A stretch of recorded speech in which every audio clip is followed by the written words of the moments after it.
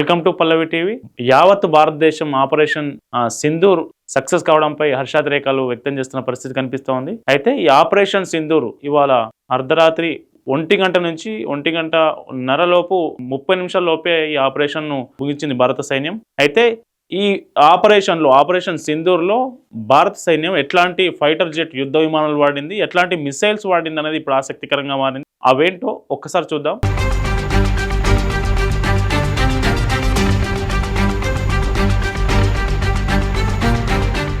ఇది రాఫేల్ యుద్ధ విమానం.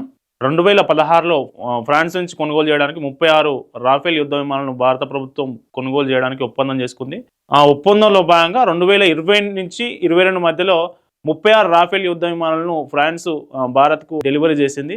అయితే ఇవి అత్యాధునిక ఫైటర్ జెట్ యుద్ధ విమానాలు. వీటి ప్రత్యేకత కనుక చూసుకుంటే Raphael fighter jet air to air అంటే గాలి నుంచి గాలిలో దాడులు చేయగలిగా, మిసైల్ లాంచ్ చేయగలిగా కెపాసిటీ ఉన్న ఫైటర్ జెట్. దాంతోపాటు గాలి నుంచి ఎర్త్ మీదకి, భూమి మీద కన్సర్న్ టార్గెట్ను ధ్వంసం చేయడానికి మిసైల్ లాంచ్ చేసే కెపాసిటీ ఉన్నది. ఇది గంటకు 2200 కిలోమీటర్లు వేగంతో ప్రయాణించగలదు. దీని సామర్థ్యం వచ్చేసి ఈ యుద్ధ విమానాలను ఫ్రాన్స్లో డసాల్ట్ ఏవియేషన్ అనే ఫ్రెంచ్ కంపెనీ యుద్ధ విమానాలను తయారు చేసింది. 2016లో 36 ఇది ఇండియన్ ఎయిర్ ఫోర్స్ కోసం, ఎయిర్ ఫోర్స్ కోసం 36 వాటికి దాదాపు 58,891 కోట్లు ఖర్చు పెట్టి వీటిని కొనుగోలు చేయడం జరిగింది. ఇవి 2020 నుంచి 2022 మధ్యలో డెలివరీ అయినాయి. అయితే 2025లో కూడా, ఈ సంవత్సరం కూడా మరో 26 రాఫేల్ యుద్ధ విమానాల కొనుగోలుకు భారత ప్రభుత్వం ఫ్రాన్స్తో ఒప్పందం చేసుకుంది. అయితే గతంలో 36 మనకు వచ్చినటువంటి 36 మొత్తం కంప్లీట్గా ఎయిర్ ఫోర్స్ సంబంధించిన రాఫేల్ యుద్ధ విమానాలు వస్తే, ప్రస్తుతం నేవీకి సంబంధించి, మెరైన్ నేవీకి సంబంధించి ఈ 26 కొనుగోలు చేయడానికి ఒప్పందం జరిగింది. వీటి కాస్ట్ ఎంత అంటే 63,000 కోట్లు. ఇట్లా మొత్తం కలిపి మనకు దాదాపు 1,21,891 కోట్లు ఓన్లీ రాఫేల్ యుద్ధ విమానాల కోసమే భారత ప్రభుత్వం డబ్బులు వెచ్చించింది.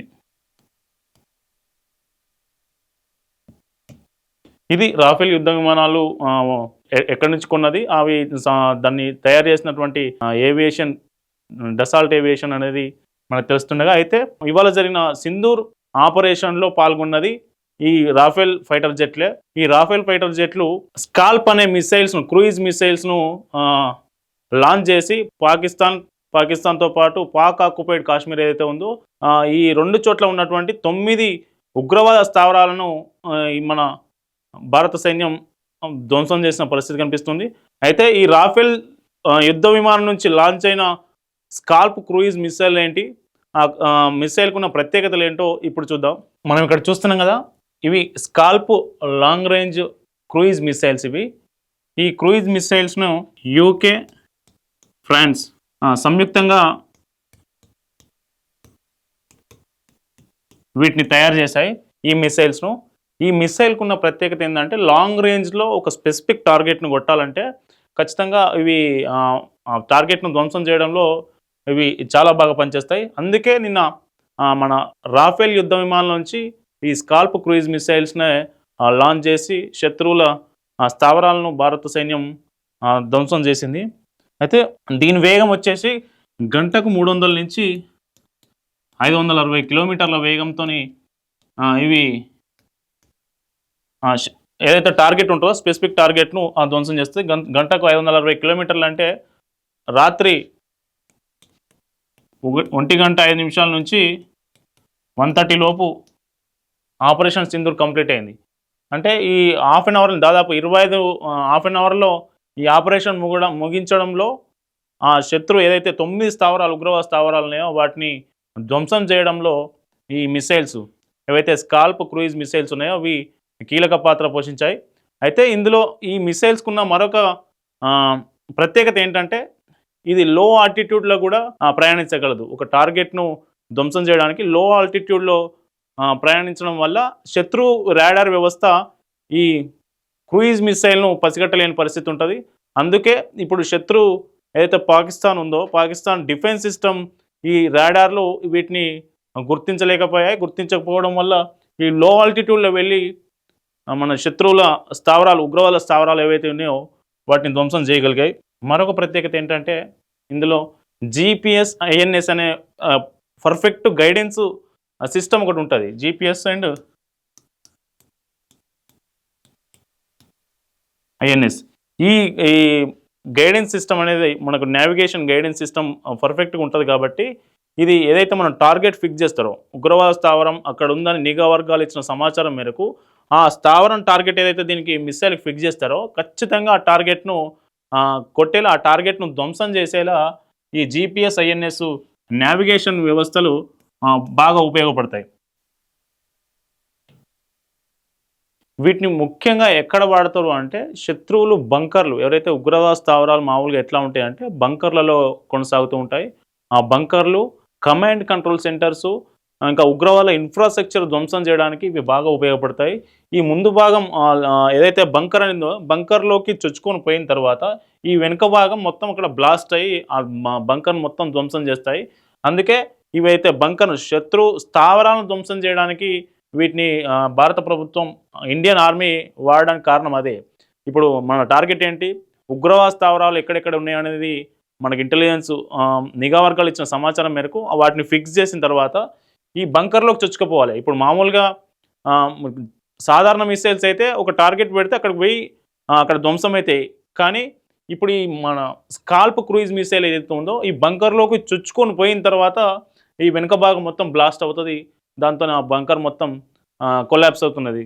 అయితే దీంతో పాటు ఇంకొకటి ఏంటంటే ఇది ఏ ఏ పరిస్థితుల్లోనైనా టార్గెట్‌ను ఫిక్స్ చేయగలదు. అది పగలు గాని, రాత్రి గాని ఎట్లాంటి వాతావరణం ఉన్నప్పటికీ కూడా ఇది టార్గెట్‌ను ధ్వంసం చేయడంలో ఈ క్రూయిజ్ మిసైలు చాలా బాగా పనిచేస్తుంది కాబట్టే ఇండియన్ ఆర్మీ నిన్న వీటిని వాడింది. ఈ మన ఏదైతే రాఫెల్ యుద్ధ విమానాల నుంచి వీటిని లాంచ్ చేసి శత్రువుల బంకర్లు, ఉగ్రవాద స్థావరాలు ధ్వంసం చేసిన పరిస్థితి. అయితే వీటికున్న మరొక ప్రత్యేకత ఏంటంటే, నిన్న రాఫెల్ యుద్ధ విమానాలు ఫర్ సపోజు ఇది బార్డర్ అనుకుందాం.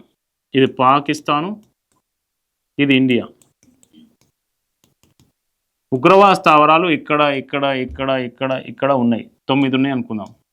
అయితే నిన్న మన రాఫెల్ యుద్ధ విమానాలు ఇక్కడ ఎగిరినాయి.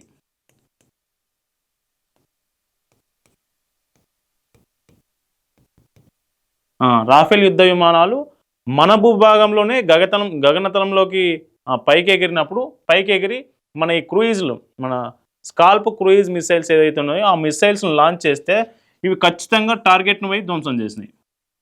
ఇట్లా